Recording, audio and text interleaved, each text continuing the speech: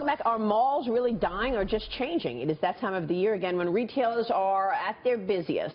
But with a lot of consumers turning to online shopping, are in-store purchases and buildings that those retailers occupy becoming a thing of the past? We're talking about it right now with the chairman of the International Council of Shopping Centers, Liz Holland, is with us. And we have the vice chair of ICSC, Kenneth Bernstein, here with us. Good to see you both. Thank you so much for joining us. Thanks. So how would you characterize malls right now, Kenneth? What's the state of the retail real estate industry? So remember, enclosed malls are one component of the overall retail shopping universe in the United States, which includes supermarket-anchored shopping centers. My company, we focus on primarily street and urban retail in the major gateway cities, open air.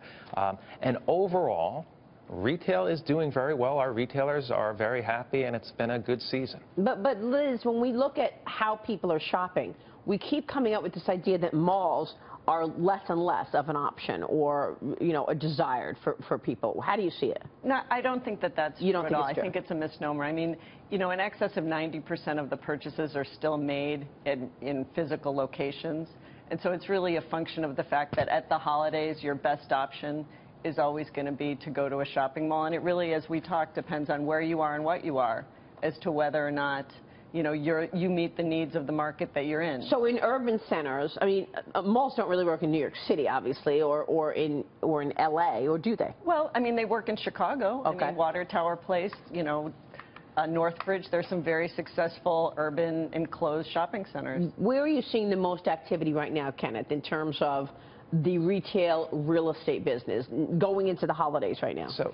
So what you're going to see both this year and then in the future, it's about omni-channel. It's about retailers recognizing that they need a bricks and mortar presence, whether it's on certain key streets in Chicago or in your local shopping center. So they will use online as a piece of and as part of converging with their bricks and mortar. But we also have many tenants who were traditionally only online now coming into our property. I feel like some people, they check prices, they check availability online, but then they like to actually go and feel and try on. One size doesn't fit all. Yeah. For some people, they'll first browse online and then go into the store, or they'll go into the store and execute online. For the retailer, what they need to make sure is that they are providing the opportunity, whether it's online or in bricks and mortar. Yeah. But the reality is the bricks and mortar component for so many of our retailers, if not all, is critical. You've got to be everywhere, and, yes. and it's a good point that it's everywhere. Isn't that right, Liz? It's an omni-channel world.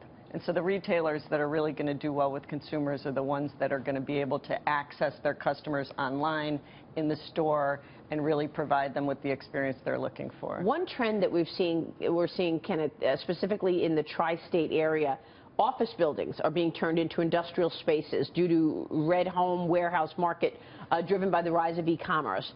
Like even Amazon, they're not building bookstores, but they're building, a space where they can actually hold goods and make it easier for their own, transporting of goods. Right. Well, bottom line is great real estate in the right hands with the right capitalization gets transformed. And that's the beauty of our business. It always is changing, but as long as the right people are doing the right things, there's use for it, and that's an example. So characterize commercial real estate for us in general right now, because a lot of people say that prices have gotten away from them, it's expensive, we're in this bubble-like mentality once again. How do you see it?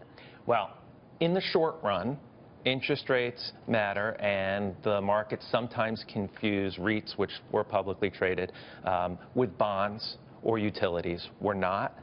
In the long term, if we are in an improving economy, and that's why interest rates are going up, then that has proven over any extended period of time that real estate is a very good investment. So you don't think higher interest rates are going to choke off the activity that we're seeing in real estate investment trusts? I don't.